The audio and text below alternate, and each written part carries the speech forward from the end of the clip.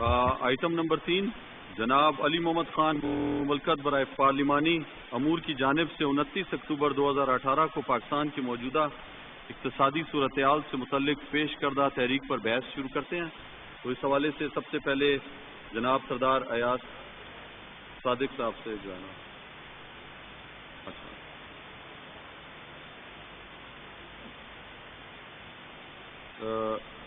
ایک منٹ علی محمد خان صاحب. تو کل انٹرویو سے سر یہ ہو گیا تھا موشن. صرف یہ عرض میں کرنا چاہتا ہوں کہ اس کی ریزن کیا تھی.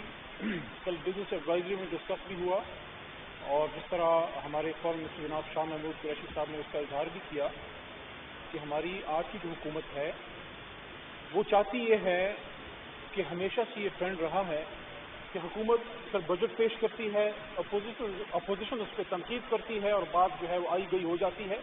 ہماری خواہش یہ ہے کہ ایک ایسا چارٹر بنے 20-25 پوائنٹس کا جس کو پھر دونوں سائڈس, آج آپ ادھر ہیں کل ہم ادھر تھے, ہو سکتا ہے آپ ادھر آ جائیں, ہم پھر دونوں سائڈس اس کو گارڈ کریں اور جس کی بھی حکومت ہو وہ 25-30-40 سال تک یہ پالیسی چلتی رہے. اس میں تھوڑی بہت چینجز آ سکتی ہیں جس طرح کمٹ کیا گیا تھا. ہمارے فائنانس منسٹر صاحب بھی تشریف لا چکے ہیں, وہ بھی اس پہ بات کریں گے. میں صرف یہ عرض کرنا چاہتا ہوں کہ پارلیمان جو ہے, پارلیمان چلتی ہے گورنمنٹ اور اپوزیشن دونوں جب ہاتھ ملاتے ہیں. ہم نے آپ کو ایک انسینٹو دیا ہے جو آج سے پہلے پاکستان کی تاریخ میں ایسا اسٹیپ نہیں لیا گیا. آج کی حکومت نے لیا ہے کہ اپوزیشن کو ساتھ لے کے چلیں, آپ ہمیں سجیشنز دیں اور اس کو پھر ہم اکٹھے لے کے چلیں. نا یہاں پہ پوائنٹ یہ ہے کہ کیا اگر ہم آپ کی طرف ہاتھ بڑھانا چاہتے ہیں تو کیا آپ اگر ہاتھ کھینچیں گے تو ایسا ہوگا.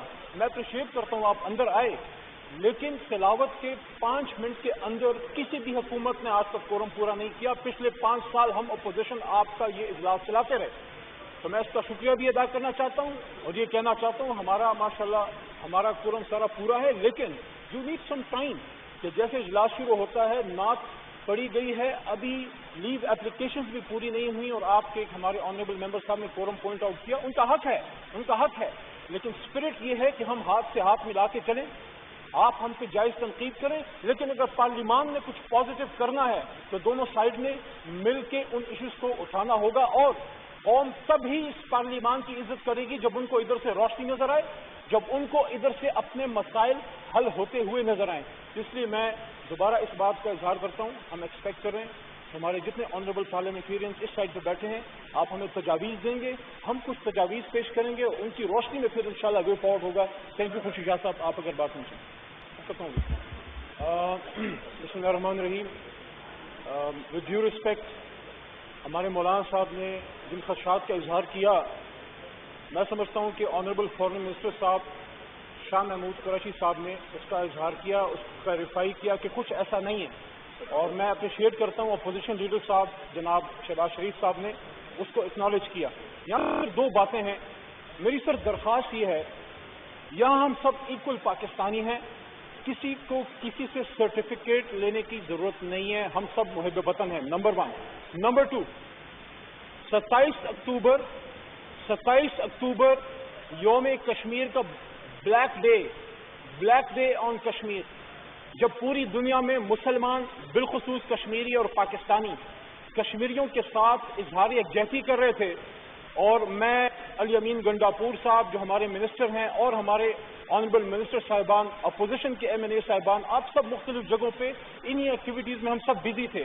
اس دن میں اس کو پاکستان کے خلاف ایک سازش سمجھتا ہوں جو باہر سے آئی.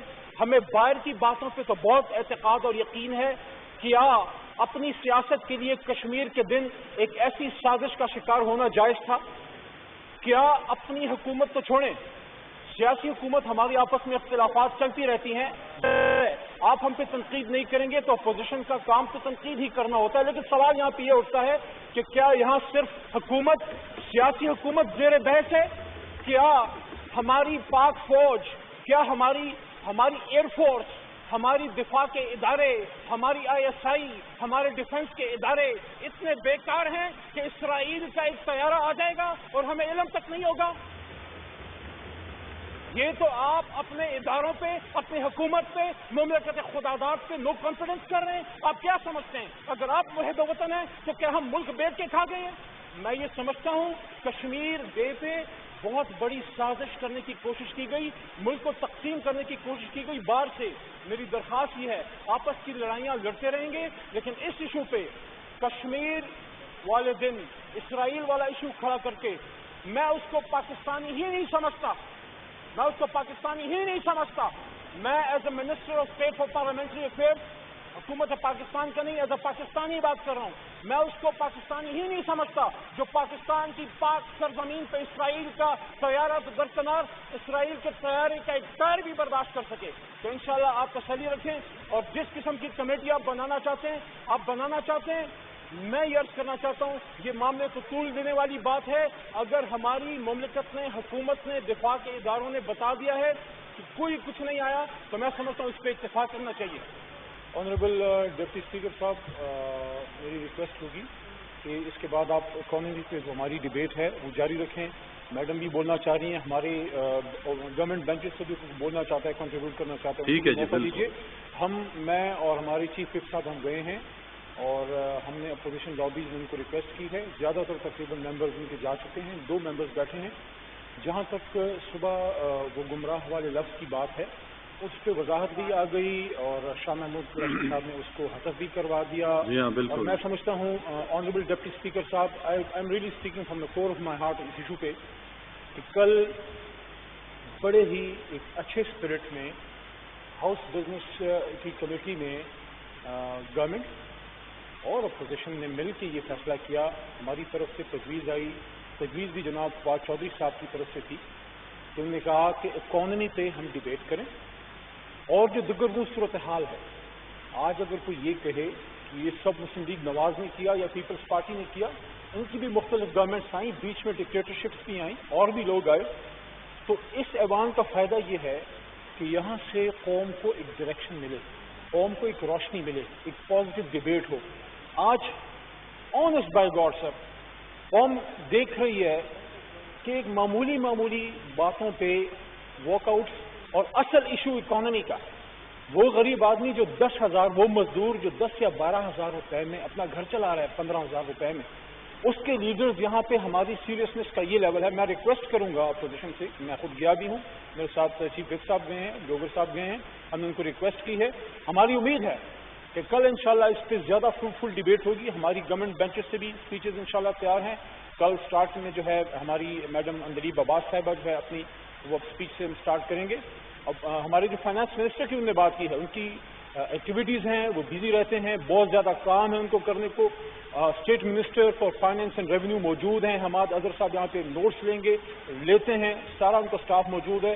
کسی ایشو پہ کوئی کلیریفیکیشن یا وضاحت یا کوئی تجویز ان کو چاہیے تو وہ اسد عمر صاحب سے لی بھی جا سکتی ہے. وہ خود آئیں گے بھی. میں چاہتا ہوں، ہماری حکومت چاہتی ہے کہ اس ڈبیٹ کو ہم فروٹفل بنائیں. تو میری تجویز ہے، میری ریکویسٹ ہے کہ اکانومک ڈبیٹ اب جاری رکھیں اور اس کے بعد جس طرح آپ مناسب کیا جائے.